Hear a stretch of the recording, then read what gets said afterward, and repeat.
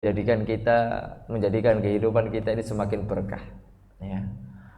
Insya Allah ada 3 poin yang akan kita sampaikan ya pada kesempatan kali ini dan tidak akan keluar dari 3 poin ini. Poin yang pertama adalah apa itu keberkahan, ya, makna berkah. Kemudian poin yang kedua, para nabi ya, itu minta keberkahan. Berarti menunjukkan pentingnya keberkahan ini dalam hidup itu. Sampai para nabi saya minta kepada Allah ya Azza wa Jalla. Kemudian yang terakhir, kiat-kiat agar hidup kita berkah. Kiat-kiat agar hidup kita berkah, dan ini menjadi inti pembahasan kita atau inti kajian kita pada pagi hari ini. Baik, yang dimaksud dengan keberkahan, ya, makna berkah. Yang dimaksud dengan makna berkah yaitu kata para ulama kasratul khairi wa thubutuhu. Berkah itu adalah kebaikan yang banyak dan kebaikan itu terus menerus. Ya, istiqomah, itu berkah.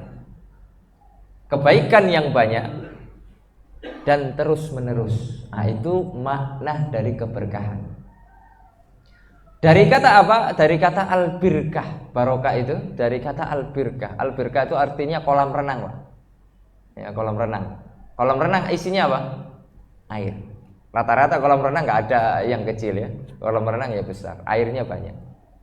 Kemudian dari kata al-buruk. Al-buruk itu onta yang kemudian duduk. Itu kan biasanya lama tuh. Kalau onta duduk, itu biasanya lama. Ya, onta yang menetap. Itu secara bahasa. Ya, makna dari al-barokah diambil dari itu al-birkah atau al-buruk. Nah, keberkahan itu adalah suatu kebaikan yang manfaatnya bukan sebatas di dunia. Kalau sebatas di dunia sangat singkat sekali. Karena hidup kita di dunia ini kan singkat banget. Ya, sangat singkat sekali. Oleh karenanya Allah Subhanahu wa taala menggambarkan kehidupan manusia di dunia itu seperti apa? Kamatsali ghaisin a'jabal kuffara nabatuhu, yaitu seperti hujan. Yang lalu kemudian hujan itu turun membuat tanah apa? Subur. Setelah tanah itu subur, menumbuhkan tanaman. Setelah tanaman itu tumbuh, kemudian dipanen. Habis itu menguning, habis itu mati. Allah mengibaratkan kehidupan kita di dunia hanya seperti itu. Hujan, tanahnya gembur, tumbuh, menguning, buah-buahan tersebut atau tanaman tersebut, setelah itu mati. Seperti kita. Orang tua kita hamil, lalu kita lahir di dunia, masa kanak-kanak, kemudian tumbuh menjadi dewasa, habis itu kemudian menikah, punya anak, kita tua, habis itu mati. Kehidupan dunia hanya seperti itu saja, singkat. Oleh karena Rasulullah SAW mengatakan tentang kehidupan manusia di dunia, a'maru ummati ma baina sittin ila sab'in. Umur umatku itu antara 60 sampai 70 tahun saja. Ya. Dan sangat sedikit, kata beliau, yang lewat daripada itu. Sangat sedikit. Ada tapi sedikit dibandingkan kebanyakannya. Oleh karenanya, keberkahan yang dimaksud di sini adalah yang manfaatnya terus menerus. Terus menerus sampai di akhirat. Bukan hanya sebatas di dunia. Kalau sebatas di dunia, ya. Dan ini menunjukkan ya dulu ya, Rasulullah SAW mengganti doa orang yang sedang menikah. Kita melihat orang yang sedang menikah itu dulu pada zaman jahiliyah itu mereka selalu mendoakan gini, ya, birrifai wal banin. Ya, dulu ketika orang-orang jahiliyah menikah itu doanya gitu, birrifai wal banin. Semoga langgeng, semoga banyak anak. Itu dulu doanya. Tapi ketika Nabi SAW diutus menjadi Nabi, diganti doa itu. Karena kalau hanya sekedar langgeng di dunia, kemudian punya anak, itu tujuannya duniawi. Ya. Setelah itu apa? Ya, setelah itu apa? Setelah langgeng, setelah itu memang cocok kita sama istri kita, kemudian punya anak, setelah itu apa lagi? Makanya beliau ganti doa. Dengan apa doa apa? Apa kalau kita melihat orang menikah atau teman kita menikah, barakallahu laka. Ya, wa baraka alaika wa jama'a bainakuma fi khair. Lihat, barakallahu laka. Didoakan dengan doa keberkahan. Ya, ini luar biasa. Ya Allah, semoga Allah Subhanahu wa taala memberkahimu. Melimpahkan keberkahan kepadamu dan mengumpulkan kalian berdua di atas kebaikan. Jadi rumah tangga kalian ya adalah rumah tangga yang akan menghasilkan kebaikan-kebaikan yang banyak. Kan itu tujuan pernikahan. Ya, bukan hanya hidup di dunia, tapi bisa hidup sesurga. Ya. Karena kita pernikahan kita bukan hanya sekedar di dunia. Kecuali kalau kita menganggap seperti pada zaman jahiliyah, sebatas di dunia habis itu selesai. Enggak. Ya. Oleh karenanya ma'asyiral muslimin rahimani wa rahimakumullah. Nah, ini rahasianya kenapa diganti sama Nabi. Karena kalau yang tadi itu sifatnya hanya duniawi. Tapi kemudian di zaman Islam itu adalah sifatnya ukhrawi. Makanya tujuan utama pernikahan adalah akhirat. Tujuan utama pernikahan adalah akhirat. Karena pernikahan adalah ibadah yang paling lama. Ibadah paling lama, Pak. Habis ijab qabul sampai mati. Kalau sholat dari takbir sampai salam, paling lama berapa menit? 5 menit selesai. 10 menit selesai. Puasa dari terbit matahari ya, terbit fajar sampai apa? Terbenamnya matahari. Ya, beberapa jam saja. Singkat. Tapi kalau menikah kebaikannya seumur hidup kita sampai kita mati. Ya. Dan ketika itu menghasilkan kebaikan-kebaikan yang banyak, maka dari situlah kemudian kita akan mendapatkan keberkahan di dalam kehidupan kita sampai nanti kita walaupun kita wafat. Lalu kemudian itu yang pertama ya, makna dari keberkahan. Apa maknanya? Kasratul khairi wa thubutuhu. Banyaknya kebaikan dan kebaikan itu menetap. Ya. Menetapnya apa maksudnya? Pahalanya masih terus mengalir walaupun kita sudah meninggal. Itulah yang dimaksud. Itu namanya berkah. Lalu kemudian pembahasan yang kedua,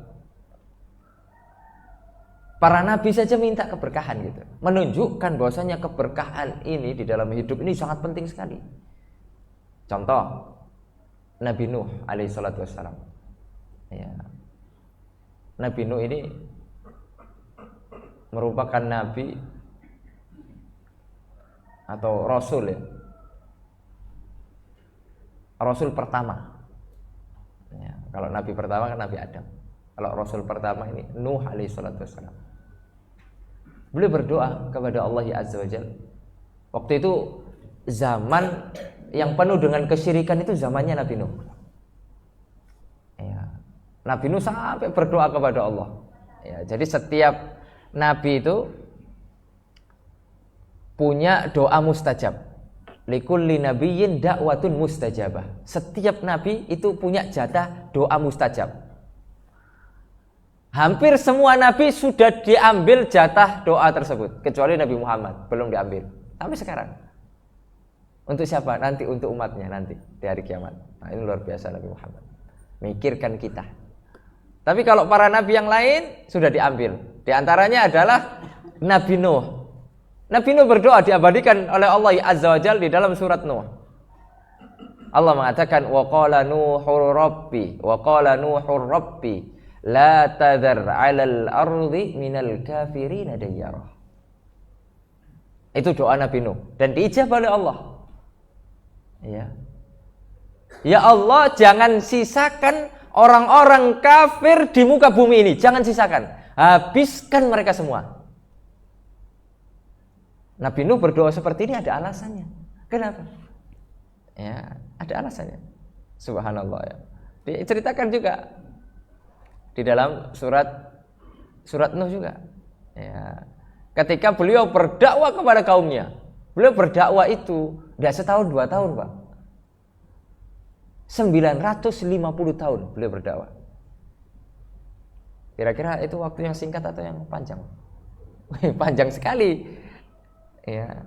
Tapi yang ikut ngaji sama Nabi Nuh tidak banyak. Tidak banyak. Hanya 1 kapal. Kira-kira kapal itu isinya berapa orang? Taruhlah kapal yang paling besar. Apa? Titanic misalnya apa? Ya, itu berapa isinya? Ada yang mungkin kerja kapal. Taruhlah 1000 orang misalnya. Ya, tapi nggak sampai 1000 orang. Ya. Hanya segitu loh. Kan logikanya kalau dakwanya lama 950 tahun.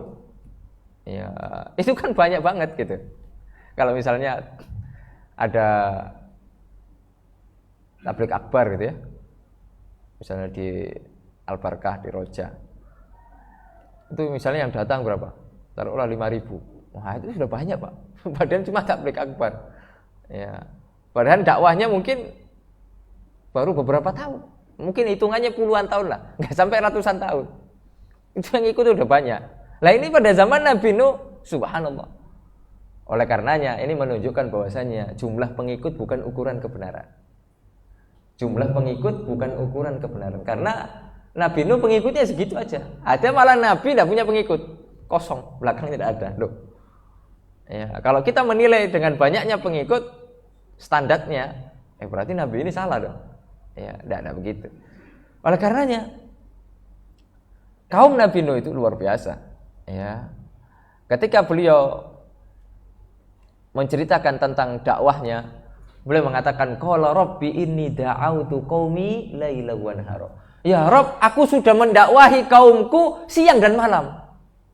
Siang dan malam aku berdakwah kepada kaumku. Falam yazidhum du'ai illa firara. Ya, akan tetapi seruanku itu tidak menambah iman mereka. Justru mereka lari dari kebenaran. Tidak tambah beriman, malah tambah lari. Ya. Wa inni kullama da'autum litaghfira lahum ja'alu asabi'ahum fi adanihim wastawshaw thiyabahum wa asarru wastakbaru istikbara. Jadi kaumnya Nabi Nuh, lihat. Ketika Nabi Nuh ini berdakwah, ya taruhlah ceramah gitu ya. Kaumnya itu gini, Pak. Begini. Kaumnya itu gitu, tutup telinga. Bukan hanya tutup telinga. Beliau tutupi mukanya dengan bajunya. Memang betul-betul tidak mau mendengarkan dakwah Nabi Nuh. Tidak mau. Ini luar biasa. Ya. Kemudian tsumma inni da'autuhum jihara. Aku terang-terangan sudah mendakwai mereka. Tsumma inni a'lantu lahum wa asrartu lahum israra. Ya. Kemudian aku sudah terang-terangan dakwah kepada mereka. Ya, diam-diam iya, terang-terangan iya.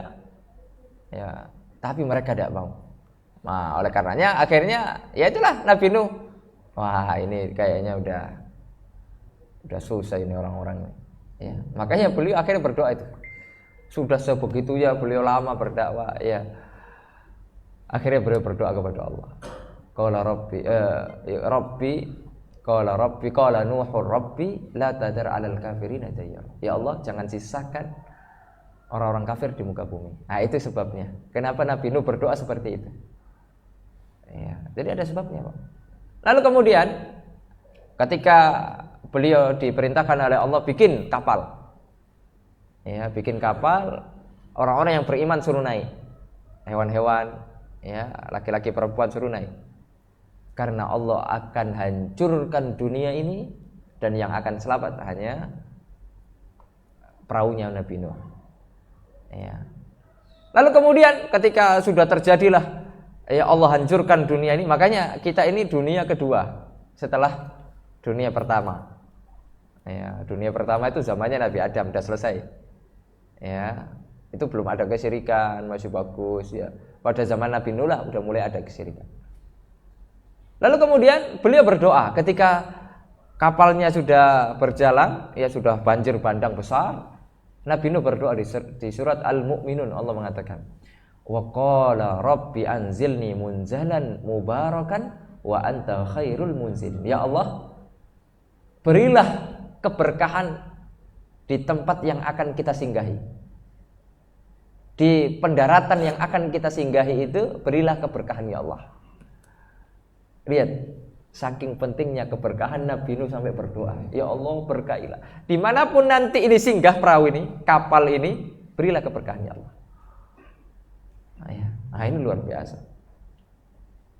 Kemudian di antara doa ya Nabi Isa alaihissalatu wassalam, beliau berdoa kepada Allah, surat Maryam, wa ja'alani mubarakan aynama kuntu wa awsani bis salati waz zakati ma dumtu hayya. Ya Allah, jadikanlah aku ini rajulun mubarak, orang yang berkah, seorang yang berkah. Dimanapun saya berada, jadikan saya ini orang yang berkah. Nah, itu doa Nabi Isa alaihissalatu wassalam. Para ulama tafsir ya mengatakan, kenapa sih kok Nabi Isa dikatakan rajulun mubarak, orang yang berkah? Karena Nabi Isa itu punya sifat dua, Pak. Ya. Dimanapun beliau berada, beliau suka ngajari orang, suka mengajari orang. Nggak mau nganggur beliau, nggak mau. Apapun ilmu yang beliau miliki, terutama tentang agama Allah ya azza wajalla, diajari. Ya, subhanallah. Ini kebiasaan Nabi Isa. Kemudian kebiasaan yang kedua, beliau itu suka membantu hajat orang lain, yang sedang membutuhkan tentunya. Apapun hajatnya. Kan kita, Pak, kadang orang lain membutuhkan ya. Kan membantu itu kan nggak harus materi ya. Membantu itu banyak macamnya. Doa, kira-kira itu membantu nggak? Misalnya kita ini tidak punya materi nih. Ya kalau kita punya, misalnya ada teman kita kesusahan, saudara kita kesusahan, ya kita bantu materi, alhamdulillah kalau kita punya. Ya misalnya dia mungkin habis di PHK, qadarullah ya susah untuk makannya dia selama dia juga masih sedang mencari pekerjaan yang baru. Ya selama itu mungkin dibantu materi, alhamdulillah. Tapi kita sendiri juga kadang susah, nggak bisa kita bantu materi, maka kita bantu doa, maka kita menghibur dia. Kadang ada saudara kita sedang kena musibah, ya kita bantu hibur dia, ya kita berikan gambaran-gambaran bahwasanya kehidupan ini singkat, ya kehidupan ini sementara, sedangkan akhirat selamanya. Ya. Atau yang lainnya, bentuk bantuan yang lainnya. Ya. Misalnya kita punya relasi, ya untuk membantu dia. Misalnya kita punya kenalan, oh ini yang ada yang butuh karyawan misalnya. Ini kita ada tetangga saya kalau kemarin habis di PHK, mungkin bisa masuk di sini karena mungkin passionnya cocok segala macam. Nah itu kan membantu. Ya. Itu disifatilah Nabi Isa alaihissalatu wassalam dengan dua itu. Dia suka apa? Mengajar. Makanya kita, ya, apa ilmu yang kita miliki sampaikan ke orang lain. Terutama anak kita, terutama keluarga kita. Udah keluarga aja dulu. Ya, misalnya tentang kajian ini. Nah, ternyata ya keberkahan itu maknanya itu banyaknya kebaikan dan manfaatnya langgeng. Wah, itu. Ternyata itu ya. Makanya ayo kita jadi orang yang berkah yuk, ya. Ayo kita berusaha menjadi rajulun mubarak, orang yang berkah dimanapun kita berkah gitu ya. Nah, itu kan luar biasa apa yang akan kita sampaikan kepada keluarga kita. Lalu kemudian yang kedua, suka ngajari orang. Kemudian yang kedua suka apa? Bantu orang lain. Ya, dan keutamaannya bantu orang lain ini luar biasa, Pak. Ya. Kadang kan kita tidak dimudahkan oleh Allah untuk beramal amal soleh yang lain. Misalnya kita sulit sekali untuk puasa sunnah. Kita sulit sekali untuk qiyamul lail. Kita sulit sekali untuk rutin baca Quran. Kita sulit sekali untuk ibadah-ibadah sunnah yang lain. Tapi kita dilebihkan oleh Allah bisa membantu orang. Ini luar biasa. Ya. Karena kan ibadah itu bermacam-macam. Kalau kita bisa lakukan ibadah sunnah itu semuanya, alhamdulillah Pak. Tapi kan nggak semua dimudahkan. Ya. Kita harus ada sisi lebihnya di situ. Ya. Tapi amalan membantu orang lain ini luar biasa. Ya. Oleh karenanya di dalam Al-Quran Allah menggambarkan tentang ciri-ciri orang yang sukses, ciri-ciri orang yang berhasil. Itu adalah apa kata Allah? Alladzina yu'minuna bil ghaib. Yaitu orang-orang yang beriman terhadap hal yang gaib. Surat Al-Baqarah ayat 3. Ya, wa yuqimunas shalah, menegakkan salat. Wa mimma razaqnahum yunfikun. Dan apa-apa yang Allah berikan kepada dia berupa rizki dikeluarkan. Nggak mudah loh Pak. Kita mengeluarkan rizki yang Allah berikan kepada kita keluarkan di jalan Allah itu tidak mudah. Kenapa tidak mudah? Karena sifat manusia itu kikir. Sifat dasar manusia itu pelit. Percaya atau tidak? Kok nggak ada yang percaya? Percaya atau tidak? Ya harus percaya. Karena Allah yang mengatakan. Kalau tidak percaya kan, ya berarti nggak beriman dengan Al-Quran ini gimana? Allah mengatakan tentang sifat dasar manusia. Ya, Allah berfirman, Innal insana khuliqa halu'a. Sesungguhnya manusia itu diciptakan dalam keadaan, dalam kondisi suka mengeluh. Makanya bapak-bapak kalau punya istri suka mengeluh, bersyukur Pak. Kenapa? Istrinya masih manusia. Loh, iya. Kalau istri gak pernah mengeluh, jangan-jangan malaikat itu istri kita. Ya. Istri kita manusia Pak, mengeluh. Kita juga begitu. Ibu-ibu kalau masih punya suami dan suaminya ya suka mengeluh, ya gak apa-apa Bu, senang lah berarti. Berarti suaminya masih manusia. Ya cuma kan sifat mengeluh itu harus diperbaiki. Ya gak boleh dipelihara gitu ya. Allah mengatakan innal insana khuliqa halu'a idza massahu syarru jazua. Jika dikasih musibah manusia itu, kasih musibah.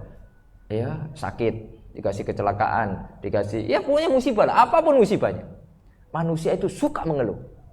Ya, dikasih musibah tambah mengeluh. Enggak kasih musibah aja ngeluh, apalagi dikasih musibah tambah mengeluh. Itu sifat dasar manusia. Wa idza massahul khairu manua. Tapi jika dikasih rezeki oleh Allah, ya, dibukakan pintu rezeki oleh Allah. Dibukakan betul. Ya, seolah-olah semua urusannya itu mudah aja. Ya, dia dapatkan rezeki dari Allah itu mudah saja. Bisnis sedikit langsung lancar, langsung sukses. Kan begitu kadang. Ya. Tapi apa? Ketika dibukakan pintu rezeki manua, sifat manusia itu pelit. Tapi dua sifat yang buruk ini harus dirubah. Dengan apa? Illal musallin, kecuali orang-orang yang sholat. Makanya indikator sholat kita ini sudah benar, minimal sudah terkikis dua sifat ini dalam diri kita. Tidak suka mengeluh pada manusia, tidak kikir terhadap apa yang telah Allah berikan kepada kita. Ya. Itu indikator sholat kita benar. Ya. Karena kan terkadang kita ini sekedar sholat aja, belum tentu sholat kita ini benar, belum tentu sholat kita ini berkualitas. Karena sholat yang berkualitas apa kata Allah dalam Al-Quran? Inna sholata tanha anil fahsya'i wal munkar. Sholat yang benar, sholat yang berkualitas itu bisa mencegah seseorang daripada perbuatan buruk dan mungkar. Ya. Baik. Ya, itu tentang doa para anbiya. Ya, ini menunjukkan apa? Pentingnya kita minta doa keberkahan. Makanya kalau apapun itu, ya, apapun itu yang kita miliki sekarang, kita melihat kenikmatan pada saudara kita, doakan keberkahan. Ya Allah berkailah ilmu saya, ya Allah berkailah harta saya, ya Allah berkailah anak-anak saya, ya Allah berkailah keluarga saya. Keberkahan semua. Ya, karena ketika doa keberkahan itu terlontar di lisan kita, itu berarti orientasinya akhirat. Karena tidaklah keberkahan itu ada pada seseorang, pasti orientasinya akhirat. Karena hidup kita di dunia kan singkat. Ya, makanya kalau kita melihat ada saudara kita mendapatkan kenikmatan, barakallahu fi. Kita doakan, ya, barakallahu fi, semoga Allah berkahi. Barakallahu fi malik, semoga Allah berkahi hartamu. Ingatkah kita kisah Abdurrahman bin Auf ketika beliau hijrah ke kota Madinah? Beliau tidak bawa apa-apa, Pak. Abdurrahman bin Auf itu orang kayanya Mekah. Orang kayanya Mekah. Kaya betul. Tapi ketika beliau hijrah tidak bawa apa-apa, Pak. Kosong, nol. Mulai lagi dari nol. Nol. Inilah pengorbanan para sahabat. Kita belum ada apa-apanya, Pak. Ya, kita belum ada apa-apanya. Saat Allah musta'an. Bukan Sa'ad bin Mu'ad, siapa ya? Beliau dipersaudarakan dengan seorang Ansor, ya, Sa'ad bin Rabi, ya, Sa'ad bin Rabi. Beliau meninggal dunia saat perang Uhud. Sa'ad bin Rabi ini orang kaya. Ya, jadi itulah cara Nabi untuk biar memulihkan ekonomi. Ya, sahabat Muhajirin kan banyak meninggalkan harta. Nggak bawa apa-apa mereka karena dicegah orang-orang kafir Quraisy. Ya, ketika mereka mau bawa harta nggak boleh. Ya, akhirnya dicegah. Akhirnya mereka kosongan, cuma bawa baju yang menempel. Untuk memulihkan ekonomi, membantu perekonomian, itu dipersaudarakanlah dengan orang-orang Ansor yang kaya-kaya. Di antaranya Abdurrahman bin Auf dipersaudarakan dengan Sa'ad bin Rabi. Sa'ad bin Rabi ini punya kebun, Mbak. Taruhlah. Kemudian kebun itu mau dibagi dua sama Abdurrahman bin Auf. Taruhlah ada 50 hektar kebun. Kebun apa kira-kira? Sawit atau jeruk? Bukan kebun jeruk, kebun sawit, kebun kurma. Ya, karena di kota Madinah itu ya terkenalnya dengan kebun kurma. Taruhlah 50 hektar. Ya, dengan mudahnya Sa'ad bin Rabi ingin apa? Bagi dua. Itu kan keimanan yang dahsyat.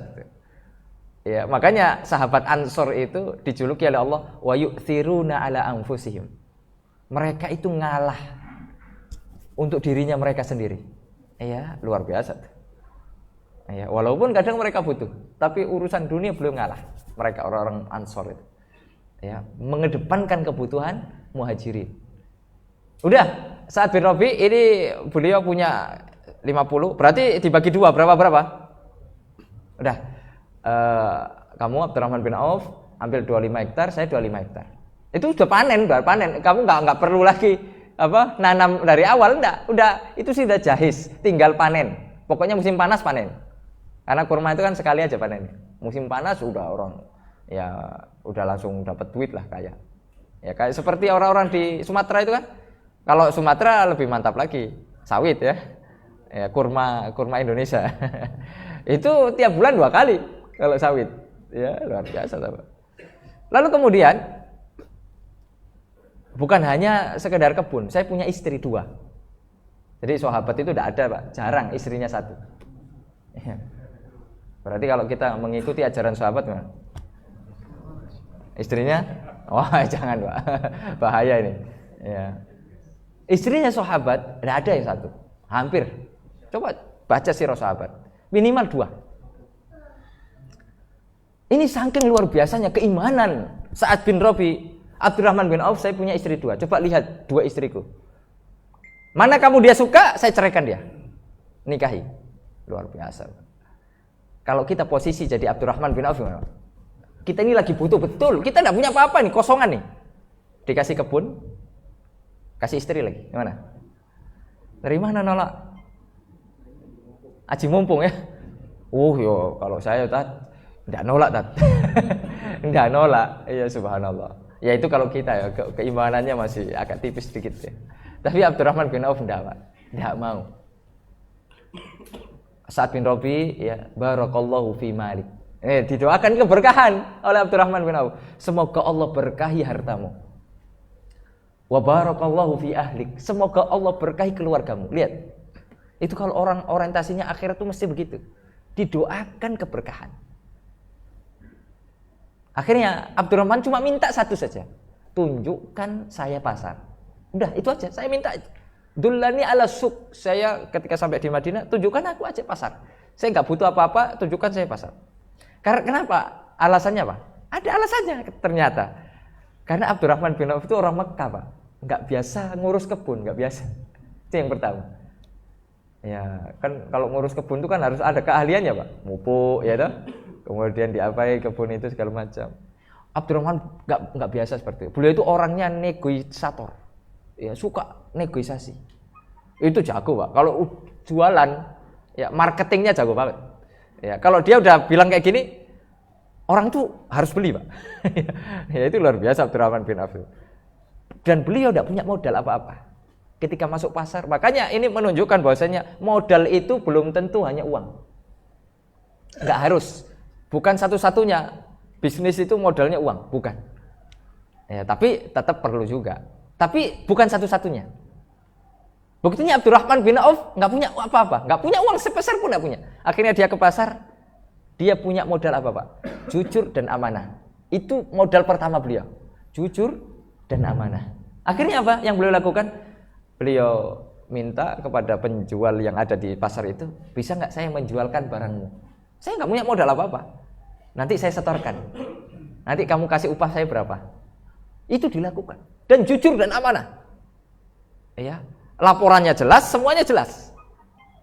Ya, nggak ada selisih sepeser pun. Dan senanglah orang ini. Dan laris, laku keras. Karena Abdurrahman bin Auf ini jago dia jualannya. Akhirnya laku keras ya. Akhirnya beliau punya modal. Barulah ketika itu beliau punya modal uang, beliau kulakan sendiri. Beliau ambil barang sendiri, akhirnya beliau jual sendiri. Akhirnya beliau udah jadi juragan. Dalam kurun beberapa waktu, beliau udah jadi orang kayanya kota Madinah. Abdurrahman bin Auf. Ya. Nggak aji mumpung juga, Pak.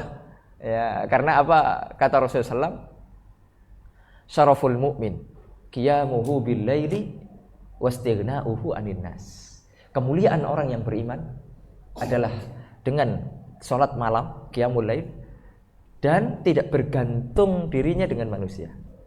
Tidak menggantungkan dirinya kepada manusia. Hanya menggantungkan dirinya kepada Allah Azza wa Jalla. Ya. Kemudian yang terakhir ya. Yang terakhir, doa yang diajarkan oleh Nabi Muhammad SAW kepada Hasan bin Ali. Siapa Hasan bin Ali? Cucu ya? Cucunya Nabi Muhammad SAW. Anaknya siapa? Ya anaknya Ali kan, Hasan bin Ali. Hasan bin Ali. Ya. Ali ini suaminya anaknya Nabi Muhammad SAW, Fatimah binti Rasulullah SAW. Beliau punya anak Hasan dan Husain. Nah, beliau mengajarkan Hasan doa kunut. Ya. Antum masih hafal nggak doa kunut? Ya. Doanya apa? Wa barik lana fima a'tait. Ya kan, Allahumma hdina fiman hadait wa afina fiman afait wa tawallana fiman afait wa barik lana fima a'tait. Apa doanya? Ya Allah, berikanlah keberkahan dari apa-apa yang telah Engkau berikan kepadaku. Lihat, subhanallah. Doa keberkahan ini dahsyat, Pak. Makanya mulai dari sekarang, apa-apa kita doakan berkah. Apapun untuk keluarga kita, untuk anak kita. Ya. Misalnya anak kita punya prestasi, doakan keberkahan. Barakallahu fik ya waladi. Ya. Semoga Allah berkahi wahai anakku. Subhanallah. Anak kita hafal 1 juz, doakan keberkahan. Ya, anak kita bisa ini, bisa itu, doakan keberkahan. Ya. Nah, ini menunjukkan tentang pentingnya keberkahan sampai para nabi ya berdoa minta keberkahan kepada Allah. Nabi Muhammad bahkan mengajari cucunya untuk meminta kepada Allah doa keberkahan. Kemudian yang terakhir yaitu kiat-kiat hidup berkah. Minimal ada 4 kiat. Ya, minimal ada 4 kiat agar hidup kita ini berkah. Yang pertama, jaga keikhlasan dalam beramal soleh. Ya, ini mutlak sudah, tidak bisa diganggu gugat. Urusan ikhlas ini nggak bisa diganggu, harus ikhlas. Walaupun berat, walaupun susah, harus. Dulu Pak, para ulama seperti Syekhul Islam Taimiyah, pernah nggak mereka nyangka kitabnya itu dicetak? Tidak pernah Pak, tidak pernah nyangka. Imam Nawawi itu tidak pernah nyangka kitabnya bakal dicetak kemudian dipelajari sampai hari ini. Nggak nyangka mereka. Apa sebab mereka bisa demikian? Ikhlas, Pak. Ikhlas karena Allah ya Azza wa Jalla. Ya. Imam Nawawi contohnya ya. Itu salah satu contoh keikhlasan. Imam Nawawi itu hidup cuma 45 tahun, Pak. Hidup 45 tahun. Beliau tidak punya anak. Tidak punya anak beliau. Kenapa kok beliau nggak punya anak? Oh, beliau belum menikah, belum punya anak. Ya, saking sibuknya beliau belajar. Sampai 46 tahun beliau meninggal dunia. Tapi 45 tahun itu hidupnya berkah, Pak. 45 tahun. Sudah bisa menghasilkan karya yang dipelajari di seluruh dunia. Bukan hanya Indonesia, Pak. Seluruh dunia. Ya.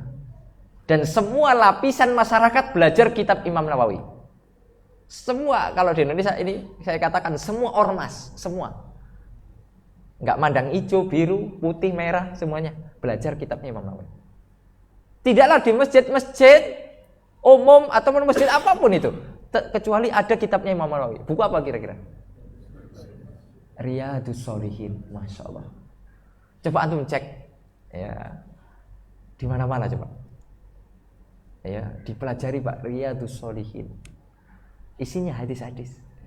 Padahal yang isinya seperti Riyadhus Shalihin itu kitabnya banyak, Pak. Banyak. Ya. Tapi kenapa kok yang naik ke atas, naik ke permukaan, dipelajari itu adalah Riyadhus Shalihin Imam Nawawi. Ikhlas, Pak. Imam Nawawi ikhlas karena Allah Azza wa Jalla. Ya. Belum lagi Arba'in Nawawiyah. Kumpulan 40 hadis, 42 hadis itu. Dihafalkan Pak oleh anak-anak kita. Ya, dihafalkan oleh kita semua. Ya, walaupun masih kebalik-balik ya. Ya, Arba'in Nawawi. Tapi Masya Allah dipelajari. Belum lagi kitab-kitab yang lain dalam urusan fikih, dalam urusan hadis. Beliau punya Syarah Sahih Muslim, beliau punya kitab fikih Majmu' Syarah Muhadzab, ya, Minhajut Talibin, ya itu yang dipelajari. Ya, sewaktu saya masih kuliah di Al-Azhar dulu, itu belajar kitabnya Imam Nawawi itu, fikih Syafi'i. Ya, Minhajut Talibin namanya. Itu kitab Masya Allah tuh. Ya, berkah sekali. Itu contoh saja. Itu yang pertama, jaga keikhlasan. Imam Malik, ya ini kita agak naik sedikit. Imam Malik ketika nulis Muwatta Imam Malik ya. Pada zaman Imam Malik itu Muwatta sudah banyak. Kan Muwatta itu isinya apa? Hadis asar. Hadis-hadis Nabi, asar-asar para sahabat. Perkataan para sahabat itu lah. Itu kumpulannya itu, Muwatta. Ya. Kemudian Imam Malik ketika diprotes, Imam Malik, ngapain kamu nulis Muwatta? Muwatta sudah banyak. Menulis yang lain aja. Beliau memberikan jawaban yang harus ditulis dengan tinta emas. Apa jawaban beliau? Maka nalillahi yabqah. Sesuatu yang dilakukan karena Allah akan kekal. Apa kekal yang dimaksud? Kekal pahalanya. Makanya kalau kita sekarang bikin lembaga, kita bangun masjid, kita bikin yayasan, kita bikin apapun yang itu untuk agama Allah, kalau niat kita ikhlas, Allah akan kekalkan. Ya, Allah akan jaga. Tapi kalau kita bikin sesuatu perkumpulan, bikin ini, bikin itu, tapi landasannya bukan ikhlas, landasannya hanya sekedar dunia, tunggu waktu, akan hancur. Ingat itu kaidah. Ya, apapun kita bikin sesuatu, ya, asasnya adalah lillah dulu. Itu asas paling utama tuh. Asasnya lillah karena Allah Azza wa Jalla. Allah akan bantu. Kalau kita sekarang melihat ada pondok-pondok pesantren, ya dulu yang sekarang itu sudah besar ya. Padahal dulu itu ya kadang sepetak ya. Kemudian Allah kembangkan. Bisa jadi itu perintisnya ikhlas karena Allah Azza wa Jalla. Ya. Dulu saya ingat betul itu. Pondok pesantren yang sering saya contohkan, Al-Furqan Gresik. Ya, coba antum cari di YouTube. Itu di Gresik sana, Jawa Timur sana. Ya, itu kecil tuh Pak dulu pondoknya. Itu hanya sepetak tuh. Ya, sekarang udah berhektar-hektar itu Pak. Ya, masjidnya kemarin baru jadi 17 miliar. Masjid jami besar.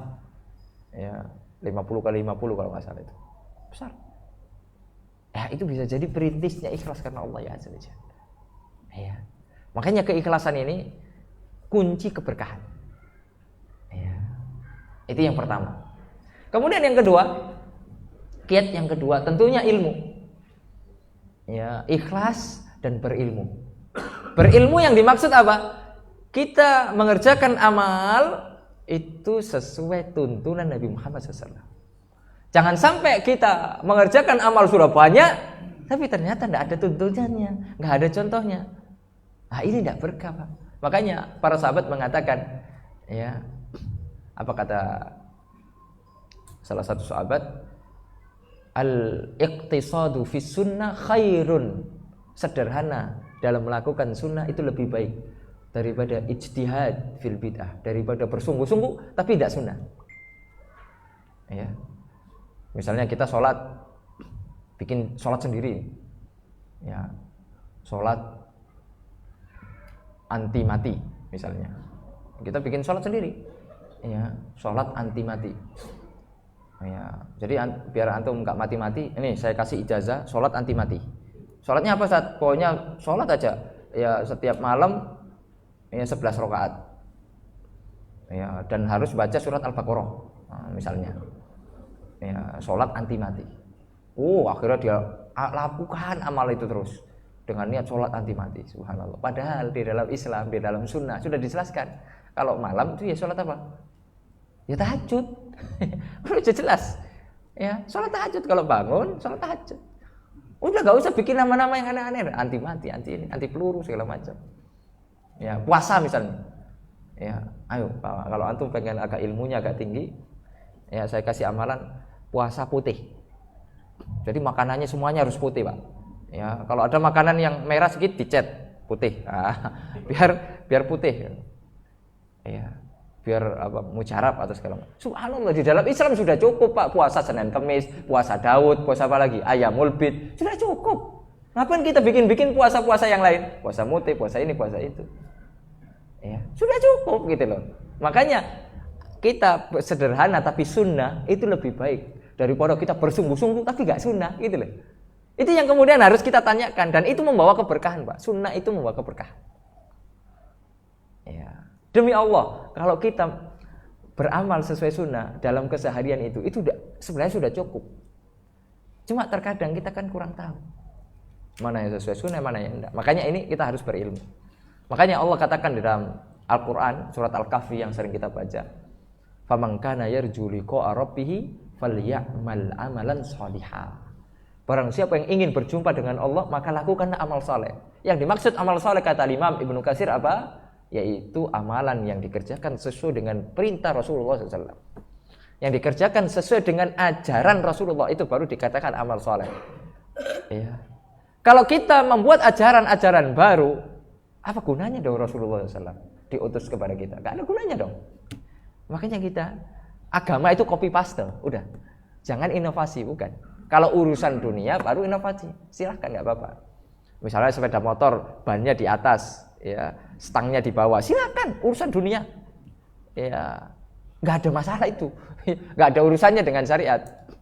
Ya, misalnya bangunan, ya, mau pondasinya di atas, bangunannya di bawah, gimana kira-kira? Ya terserah, urusan dunia, bisa atau tidak. Ya, itu bukan urusan Nabi Muhammad, bukan urusan Nabi Muhammad, urusan agama. Makanya ketika kita membahas sesuatu yang baru, jangan dikaitkan dengan urusan dunia. Ya sudah, kalau kayak gitu jangan pakai motor. Dulu zaman Nabi gak ada motor, gak ada urusannya. Ya, pakai onta aja, kan orang seperti itu kan. Kadang ketika kita membahas sunnah gitu ya. Nah, jadi itu kiat yang kedua, ilmu. Makanya Syekh Abdul Razak bin Abdul Muhsin Al-Abbad beliau mengatakan al-ilmu aslun likulli khair. Ilmu itu adalah apa? Sumber kebaikan. Ya, makanya kalau kita pengen maju, Pak, hidup kita ini, keluarga kita pengen maju, masyarakat kita pengen maju, kuncinya satu, ilmu. Kenapa kok banyak kesengsaraan, kemiskinan, kemudian ya keributan, kekacauan? Itu biasanya masyarakat tidak berilmu, kurang ilmunya. Kalau ilmu sekedar ilmu dunia juga kurang. Yang dimaksud di sini ilmu agama, sumber kebaikan. Wal jahlu, dan bodoh di dalam urusan agama, aslun likulli syarr, sumber keburukan. Sumber keburukan. Banyaknya perzinahan, banyaknya pelecehan seksual, banyaknya bullying, banyak korupsi, banyaknya ini dan itu, apa akibatnya? kebodohan dalam urusan agama Allah Azza wa Jalla. Ya. Nah, ini harus menjadi kaidah dari kehidupan kita sehari-hari. Kemudian yang ketiga, ya agar kita hidup barokah, yaitu beramal soleh. Ya. Kita punya ilmu, kita amalkan, Pak. Jangan kita punya ilmu, kita nggak amalkan. Kita ngaji tok, kita catat semua ilmu, tapi amalnya nol, nggak ada gunanya. Nggak ada gunanya. Makanya para ulama punya kitab. Ya, di antaranya Al-Khatib Al-Baghdadi, beliau punya kitab Iqtidaul Ilmi Al-Amal. Konsekuensi ilmu ya amal. Syekh Abdul Razak juga punya buku Samaratul Ilmi Al-Amal. Buahnya ilmu ya amal. Makanya konsekuensi kita beriman kepada Allah ya amal. Makanya di dalam Al-Quran banyak sekali Allah menggandengkan antara iman dan amal soleh. Apa kata Allah? Innal ladzina amanu wa amilus soleh.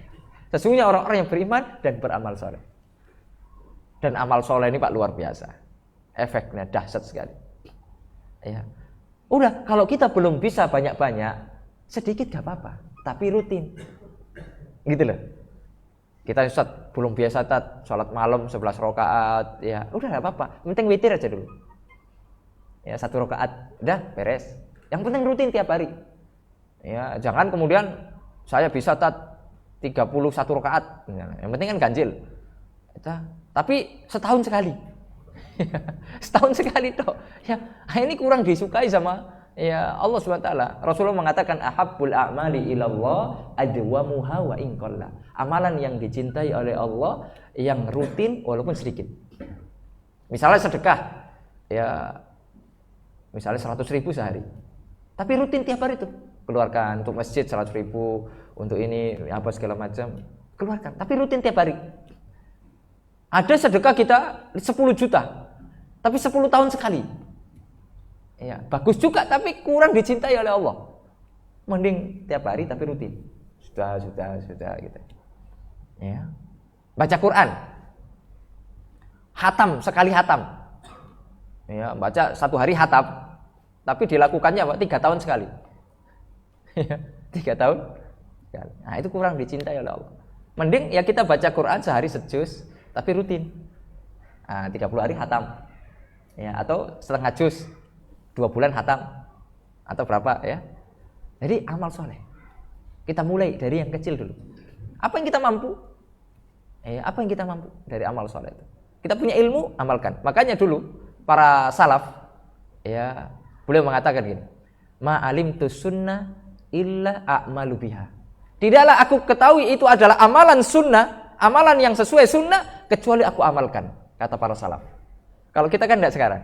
Ma alimtu sunnah illa atrukuha li'annaha sunnah. Tidaklah aku ketahui amalan itu sunnah kecuali aku tinggalkan. Kenapa? Karena hanya sunnah, gak wajib. Kan kita kadang tanya, tadi sunnah atau wajib? Untuk apa? Ya biar aku gak ngapalkan. Ya karena kan gak wajib. Subhanallah. Bedanya kita dengan para salaf. Lalu kemudian yang terakhir, ya, di antara amalan soleh yang di antara amal soleh yang besar, yang berpengaruh dalam keberkahan hidup, jauhi penyakit hati. Jauhi penyakit hati, Pak. Jauhi penyakit hati. Terkadang kita punya penyakit hati, sudah kronis, Pak, sudah stadium 4, kita nggak kerasa. Ya, kalau kita sakit badan kita, kerasa atau tidak? Kerasa pasti. Kita liver nih, sakit perut, kita asam urat, ya, di apa nyeri-nyeri kaki segala macam, kita vertigo, pusing, itu kan kerasa tuh. Ya habis itu kita ke rumah sakit lah. Ya, atau kita telepon sama dokter, kita punya kenalan, dok, ini saya sakit ini, kirim obat atau minta obat segala macam. Tapi kalau penyakit hati ini kadang kita nggak kerasa, Pak. Ya, padahal sudah akut sebenarnya. Ya, masalahnya kan sekarang belum ada tuh. Ya, deteksi apa? Pendeteksi penyakit hati. Wah, ini sombongnya 10% ya. Ini hasadnya 50%, kan ya belum ada, ya. Nah, makanya itu kita harus belajar. Ya, penyakit-penyakit hati itu apa saja. Makanya di antara ilmu yang wajib fardhu ain yang dipelajari oleh kita umat Islam adalah ilmu tentang penyakit-penyakit hati. Kata Ibnu Ruslan boleh mengatakan wa ilmu da'in lil qulubi mufsidi kal ujbi wal kibri wa da'il hasadi. Di antara ilmu yang wajib dipelajari adalah ilmu tentang penyakit hati seperti ujub, hasad dan sombong. Dan masih banyak yang lainnya. Ya. Oleh karena Syekhul Islam Taimiyah mengatakan la yakhlu jasadun min hasad. Ya, tidak ada jasad yang lepas dari hasad. Akan tetapi apa? Wal karim yukhfihi. Orang-orang yang mulia berusaha menutupi hasadnya, berusaha menghilangkan hasadnya. Wal laim yubdihi. Orang-orang yang buruk ya dia akan terus-menerus bertarung untuk menampakkan hasadnya. Nauzubillah. Ya, oleh karena ma'asyiral muslimin rahimani wa rahimakumullah, 4 ini ya semoga menjadi pijakan kita dalam kehidupan kita sehingga hidup kita ini berkah. Saya pengen kisahkan satu orang ya di kota Madinah ya, yang ini terakhir ya, yang masya Allah ya, beliau punya satu amalan ya, dan satu amalan ini memang membuat keberkahan dalam hidup ya, yaitu berbakti kepada orang tua. Jaga ini, ada satu amalan ya, masih banyak ya amalan yang lain, tapi satu ini membuat hidup kita berkah. Kalau kita pengen berkah, hidup sukses, coba kita tanya orang-orang yang sukses itu, mungkin antum pernah ngalami sendiri lah. Antum merasakan keberhasilan dalam hidup, kemudahan-kemudahan, ada kebaktian kita kepada orang tua. Bakti kepada orang tua.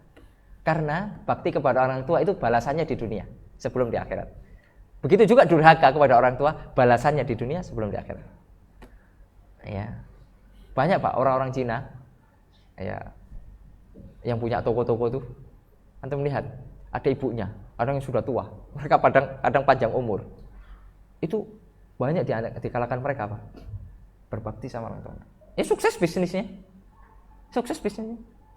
Ya, tapi di dunia aja kalau kafir ya.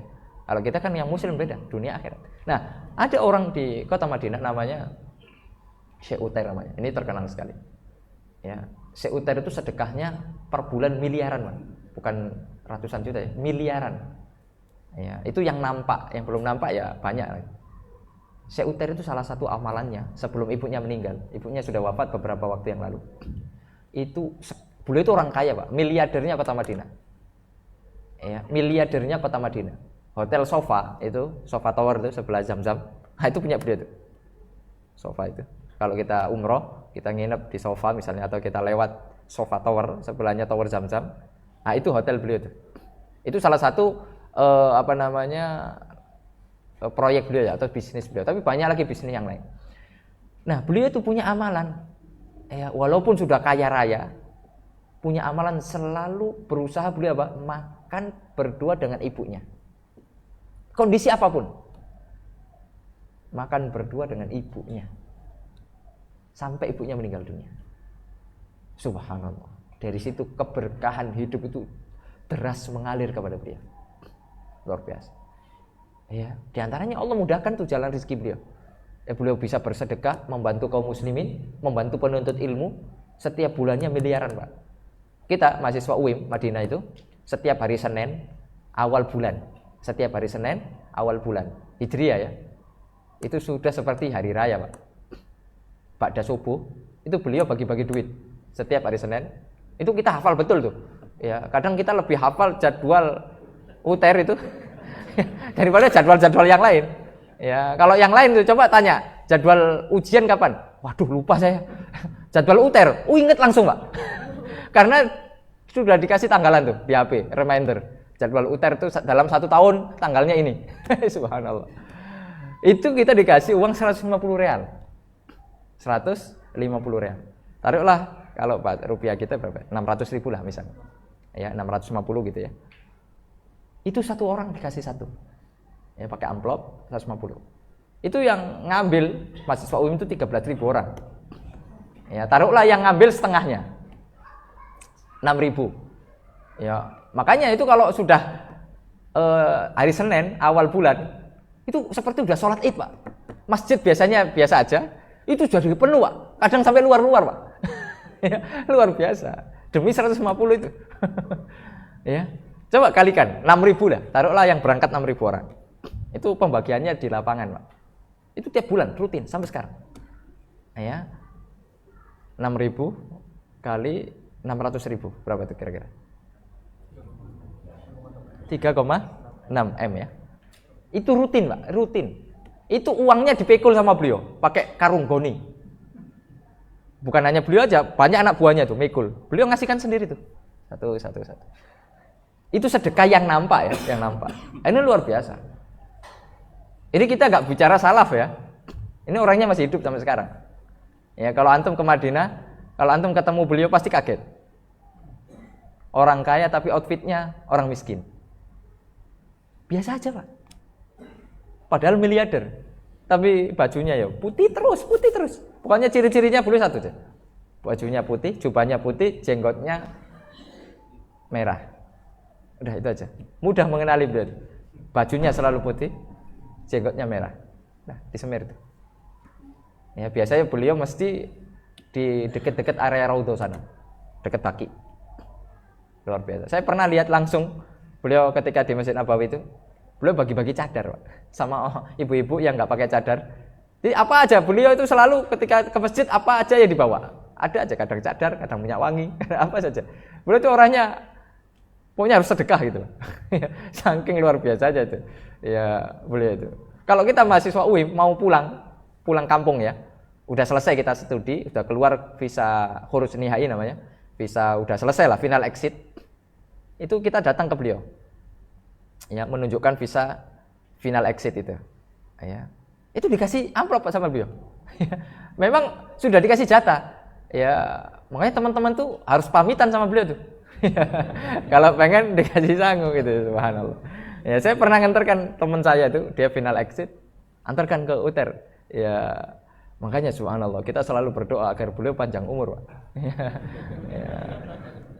Kan belum tentu keturunannya nanti melanjutkan itu kan 150 tuh, lumayan tuh. Ya, bisa makan 1 pekan itu, Pak. Ya. Jadi itu contoh ya, salah satu contoh saja. Semoga minimal kalau kita nggak bisa mencontoh beliau ya minimal kita mengikuti jejaknya. Atau kita mencontoh beliau, alhamdulillah. Kalau Allah mudahkan rezeki kita, ya kita membantu urusan kaum muslimin. Ya. Jadi sebelum kita tutup, ya kita murojaah terlebih dahulu. Apa yang kita bahas tadi? Apa judulnya? Agar hidup berkah. Ada berapa poin kita bahas tadi? 3. Ya, 3 poin. Apa yang pertama? Makna berkah. Kemudian yang kedua? Ya, pentingnya keberkahan sehingga para nabi berdoa. Ya, nabi ngasih doa lagi, doa keberkahan. Kemudian yang ketiga apa? Kiat-kiat berkah. Siapa yang bisa menyebutkan kiat-kiat berkah? Silakan. Ada berapa? 4. Ikhlas, ilmu apa artinya? Sesuai sunnah. Jadi kalau dikatakan ilmu berarti apa? Sesuai sunnah. Amal soleh. Saya contohkan amal soleh paling mujarab, paling membuat berkah apa? Birrul walidain, ya, birrul walidain. Terus? Jauhi penyakit. Contohnya? Hasad, sombong, ya, masya Allah. Silakan. Barakallahu fiik. Siapa tadi yang saya ceritakan yang di kota Madinah namanya? Bukan, yang barusan. Syekh Uter. Masya Allah. Pak, siapa tadi ya? Ini aja. Syekh Uter. Masya Allah. Makanya kalau daurah di tempat beliau itu mahasiswa paling seneng banget, paling seneng. Jadi beliau punya masjid namanya Jami Abu Yusuf. Ya, alhamdulillah Pak, kunyah saya sama kunyah beliau sama. Ya, saya bersyukur sekali. Cuma beda nasib itu aja. ya. Jadi kalau daurah di tempat beliau itu kita dijemput. Itu tulap tuh. Kemudian dikasih ilmu. Didatangkan syekh ke masjid beliau. Habis kajian dikasih makan. Ya, kadang masih dikasih uang saku tuh sama beliau tuh. Siapa yang enggak seneng ya? Udah dijemput, dikasih ilmu bermanfaat, didatangkan mas saya. Habis itu dapat ilmu, dapat makan lagi. Habis itu dapat sangu, diantar lagi sampai asrama lagi. Makanya itu selalu jadi bahan perbincangan, Pak. Kapan lagi daurahnya? Kapan lagi daurah? Itu selalu yang kita tunggu-tunggu itu. Daurah Uter itu, masya Allah. Ya. Itulah kalau orang rajulun mubarak selalu ditunggu-tunggu. Baik. Siapa yang bisa menyebutkan makna berkah? Apa? Kasratul khairi wa subutuhu. Apa artinya? Banyaknya kebaikan dan menetap. Iya, menetap sampai akhirat ya. Masya Allah. Mau hadiah apa? Mau ini? Ya, Masya Allah. Barakallahu fiik. Ya. Kasratul khair, makna keberkahan apa tadi? Kasratul khairi wa subutuhu, banyaknya kebaikan dan langgeng dan istiqomah kebaikan tersebut. Lalu kemudian sebutkan siapa para nabi yang minta doa yang kita sebutkan tadi? Ada yang bisa? Silakan. Para nabi yang minta doa siapa? Nabi Nuh. Minta doa apa? Oh, bukan.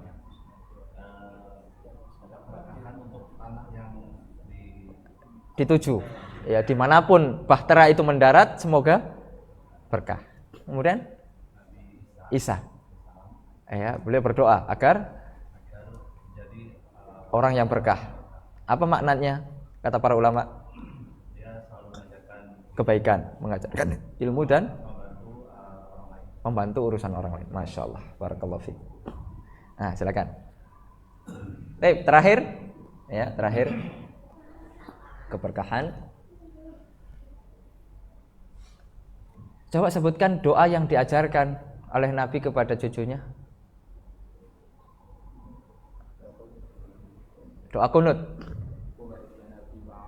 Wa barik lana. Apa artinya? Keberkahan terhadap apa yang engkau berikan. Baik ya, Masya Allah. Nah, silakan. Sebelum kita tutup ada pertanyaan? Oh ya, siap. Silakan dibacakan.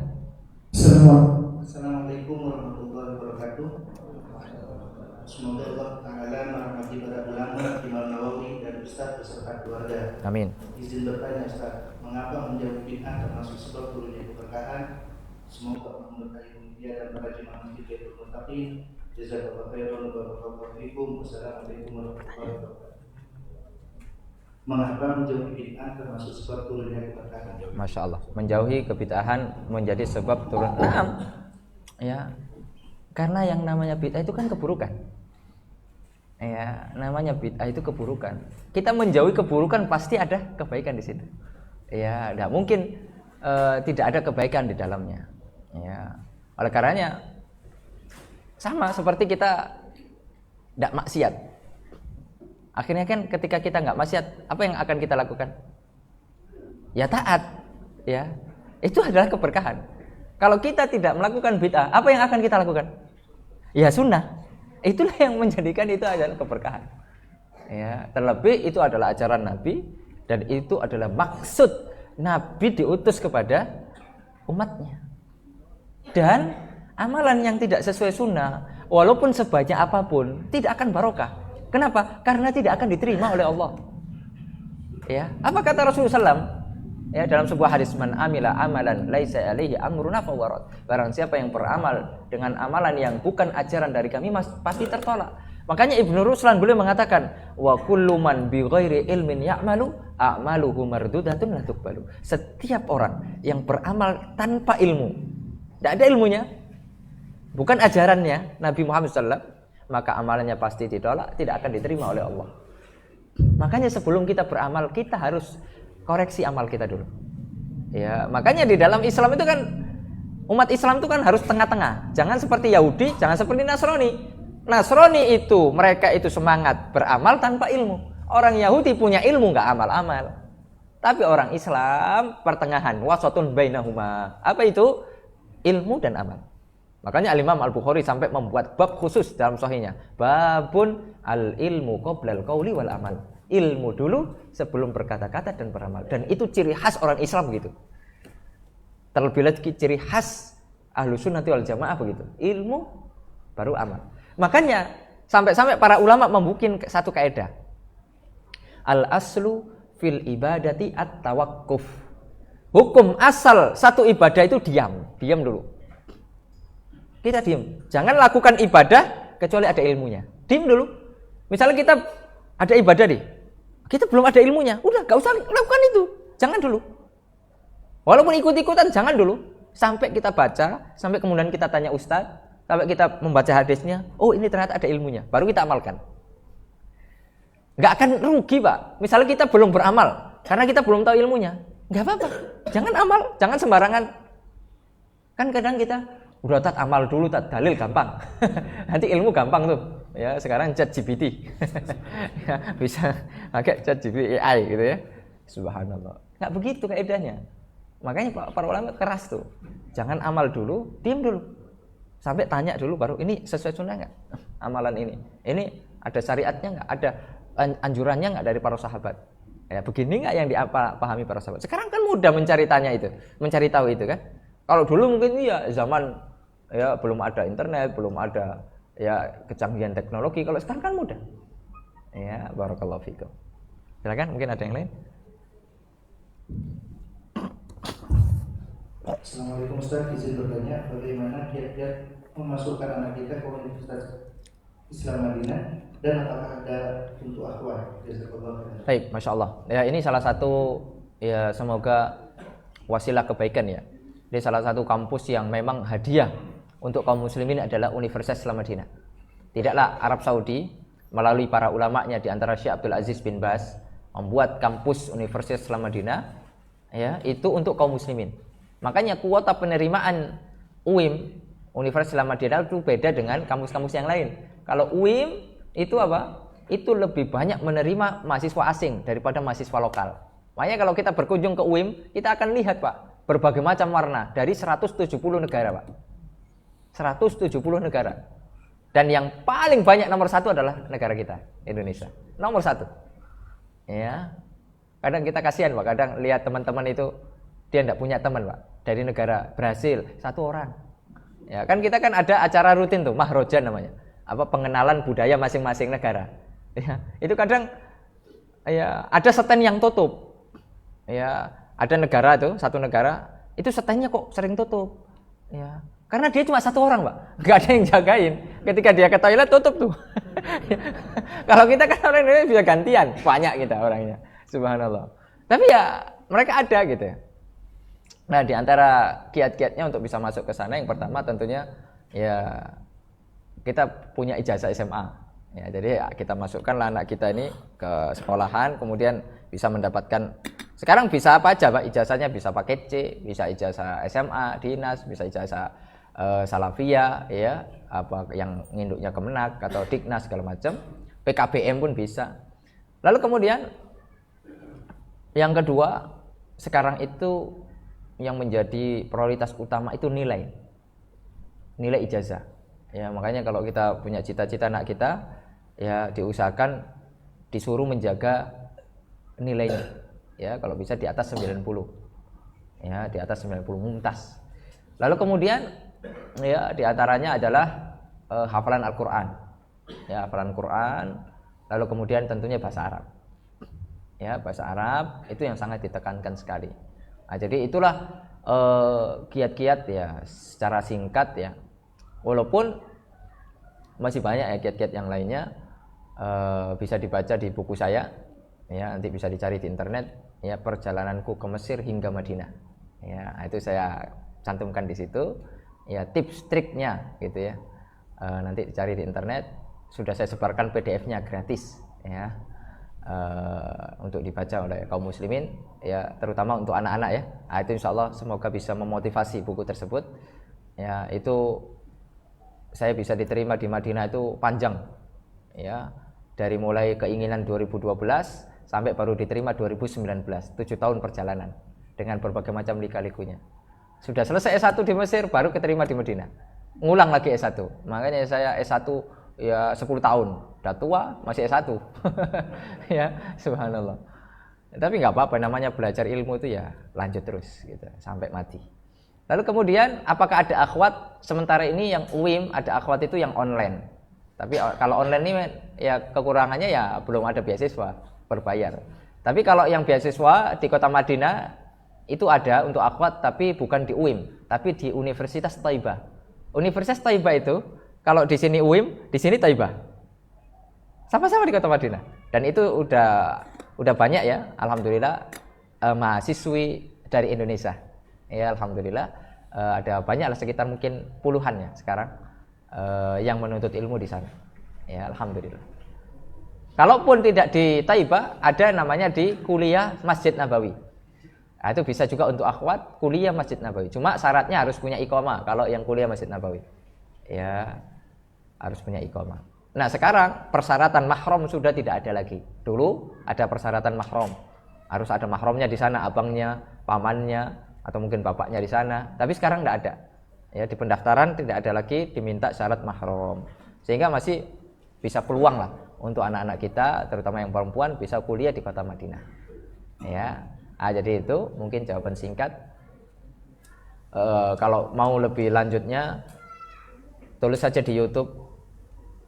Ya apa namanya, Ustadz Abu Yusuf kuliah Timur Tengah, gitu. Insya Allah sudah masuk tuh. Nanti ada seminar-seminar kita tentang itu. Ya, insya Allah lebih lengkap lah. Kampus-kampus mana saja, kemudian apa saja dan lain sebagainya. Ya, barakallahu fikum. Mungkin ada lagi. Terakhir ya. Siap. Bismillah. Assalamualaikum warahmatullahi wabarakatuh. Pertanyaannya karena terakhir ada dua Ustaz.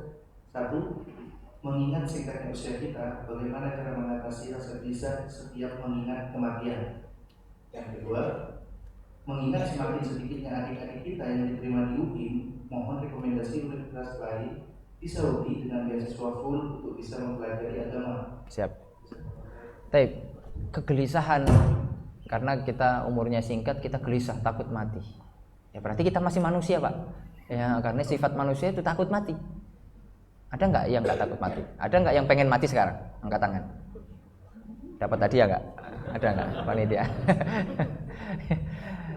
Ya itu fitrah manusia. Kita gelisah, bingung. Tapi seorang muslim tidak begitu. Seorang muslim itu memikirkan bukan urusan matinya, Pak. Karena pasti.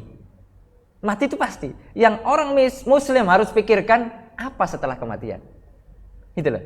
Bekal apa yang saya bawa setelah kematian? Itu dikatakan oleh Rasulullah al-aqyas, orang yang cerdas. Al-isti'dad ma ba'dal maut, siap-siap kehidupan setelah mati. Itu orang yang cerdas tuh.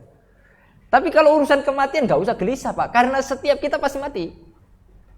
Karena mati itu tidak nunggu sakit, karena mati itu tidak nunggu tua. Itu mati. Ada kok teman-teman saya masih seangkatan mati. Ada anak-anak kita ya belum lagi besar mati. Ada tetangga saya enggak ada sakit mati. Ada yang sakit enggak mati-mati. Ya, ada. Ya. Saya punya kakek istri itu di sana Sumatera Utara sana. Itu sering saya, Pak, dikabari.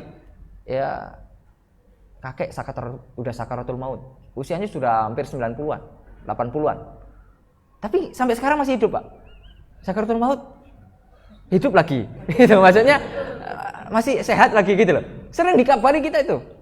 Ya, Pak, tolong doakan ini kakek, ya ini keluarga pada ngumpul semua di situ. Alhamdulillah sekarang sehat lagi dan itu berkali-kali. Berarti belum waktunya mati. Gitu loh. Oleh karenanya kalau urusan mati pasti mati. Ya, tapi kita yang harusnya gelisah itu bukan kematiannya, tapi apa yang kita bawa setelah kematian. Karena itulah yang menentukan kehidupan kita gitu.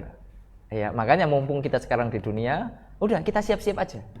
Ya, makanya kata nasihat Imam Ali bin Abi Thalib apa? Al-yaum amalun bila hisab. Hari ini amal belum ada hitung-hitungan. Wa ghadan nanti hisabun bila amal. Nanti suatu ketika kita hanya dihitung-hitung, nggak bisa lagi beramal. Ya, makanya sekarang udah nggak usah banyak hitung-hitungan. Aku udah berapa ya? Aku enggak. Udah amal aja, amal. Ya, yang ngitung sudah ada. Ya, yang ngitung sudah ada. Ya, kalau kita ngitung juga, malaikat merasa tersaingi, Pak. Ya, tugas saya kok diambil gitu loh. Ya, jadi udah kita amal aja udah, amal soleh. Ya, apapun yang mudah. Makanya salah satu kiatnya ya dari nasihat Nabi itu 5. Ya, 5. Apa itu? Masa tuamu sebelum masa mudamu sebelum tua. Masa kosong sebelum sibuk. Sehat sebelum sakit. Apa lagi? Kaya sebelum miskin. Apa lagi? Hidup sebelum mati. Sudah, itu 5 itu sudah. Ya, makanya jangan ditunda-tunda amal soleh. Kalau bisa kita sekarang amal soleh. Ya, jangan. Oh, saya nanti baca Quran kalau sudah tua. Subhanallah, nggak ada jaminan kita sampai tua. Ya, udah. Kalau bisa mudah sekarang baca Quran. Nanti saya akan infak. Kalau sudah nanti saya jabatannya sudah tinggi, direktur, baru saya infak. Saya sudah dapat nanti jabatan direktur, baru saya infak. Jangan, udah infak aja sekarang. Ya, yang mudah bagi kita, ya, untuk kita beramal. Lalu kemudian jawaban yang kedua, ya, ini juga bisa ya, nanti dilihat di YouTube. Insya Allah lengkap. Saya sudah bikin seminar dan di YouTube banyak tentang kampus-kampus yang ada di Saudi selain UIM. Ada 25 kampus yang memberikan beasiswa full selain pada UIM. Banyak. Ya, saya bisa sebutkan satu persatu, tapi waktunya nggak cukup. Ya, ada Ummul Qura, Najron, ya, Hudud, Jamiah Hudud, Taif, Qasim, Ha'il, apalagi Tabuk, ada Hafar Batin, ada Jazan, ada Najron, ada Abha, banyak sekali, 25 kampus. Ya, makanya jangan patokannya hanya UIM, karena sekarang Saudi di visit 2030 ingin memperbanyak mahasiswa asing untuk bisa kuliah di sana. Jadi setiap kampus sekarang sudah menyediakan kuota khusus untuk orang asing, terutama orang Indonesia. Dan di semua kampus, dari 25 kampus, 21 kampus sudah ada orang Indonesia. Ya, jadi kita nggak ngawali, Pak. Jadi ada kakak kelas kita nanti ke sana, ya. Nah, jadi itu kita motivasi untuk anak-anak kita, ya, untuk bisa kuliah di sana. Ya, nanti bisa nonton di YouTube itu, kuliah seminar Timur Tengah gitu ya. Bisa lah diketik itu Ustadz Abu Yusuf Ahmad Ja'far. Insya Allah keluar, ya, karena saya beberapa kali bikin seminar itu di beberapa tempat, ya, terutama di pondok-pondok pesantren. Ya, barakallahu fikum, mungkin itu yang bisa sampaikan, kurang lebihnya mohon dimaafkan. Ya, semoga Allah memudahkan kita, semoga hidup kita berkah, ya, semoga dimanapun kita berada kita berkah, manfaat, ya, untuk kita, untuk keluarga kita, untuk umat Islam secara umum. Ya, kurang lebihnya mohon dimaafkan kalau ada salah kata, kalau ada yang menyinggung, ya, tidak ada niat kita menyinggung siapapun, niatnya hanya kita tanasuh, saling menasihati sesama kita, semoga membawa kebaikan, karena kata Allah, fadzakir fa inna dzikra tanfa'ul mu'minin. Berilah nasihat karena itu sangat bermanfaat bagi orang-orang yang beriman. Subhanakallahumma wa bihamdika asyhadu an la ilaha illa anta astaghfiruka wa atubu ilaik. Jazakumullahu khairan. Kepada panitia semuanya, takmir masjid, ya, Baitul Muttaqin, semoga masjidnya semakin makmur, semoga masjidnya diberkahi oleh Allah, semoga para pengurusnya dimudahkan masuk ke surga, begitu juga para jamaahnya, ya, dimudahkan untuk masuk surga. Ya, wassalamualaikum warahmatullahi wabarakatuh.